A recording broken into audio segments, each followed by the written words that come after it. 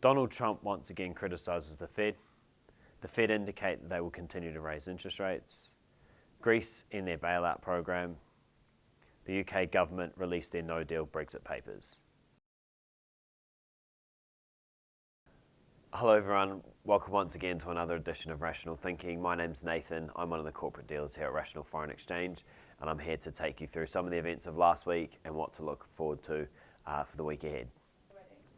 Once again, last week Donald Trump couldn't help himself but criticised the Fed and their decisions to gradually raise interest rates in the US. He said that he was quote unquote not thrilled that the Fed were raising rates. The Fed, determined to remain independent in their latest policy statement, said that they would continue to gradually raise rates. Jerome Powell, the Fed chair, on Friday reaffirmed the Fed's position, stating that essentially in order to protect US jobs, remain for growth to become stable and prevent inflation pushing above that 2% barrier, they would look at gradually raising rates.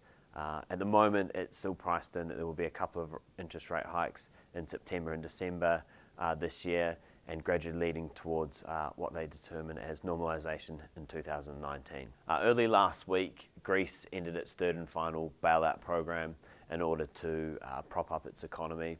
And whilst the ECB and the rest of Europe will be breathing a collective sigh of relief, it's little solace for the Prime Minister and the people of Greece, as overall unemployment stands at close to 20%, and youth unemployment, those aged between about 16 and 24, with unemployment sitting at a staggering 40% for those of that age group.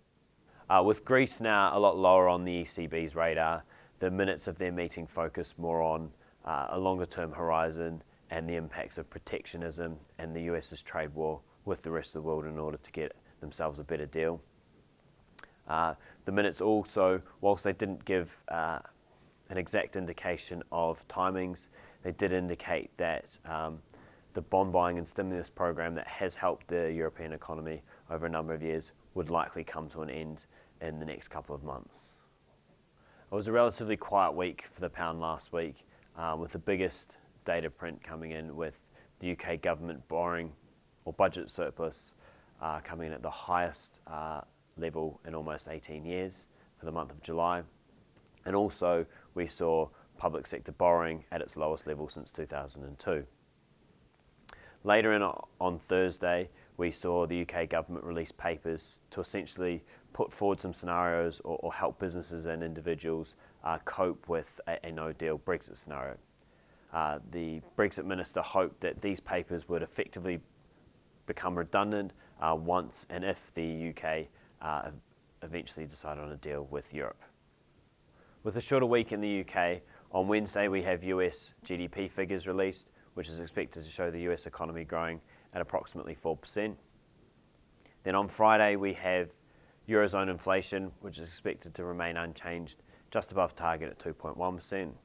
And then later on that day we also have Eurozone unemployment, which is expected to show a slight drop, coming in from 8.3% down to 8.2%.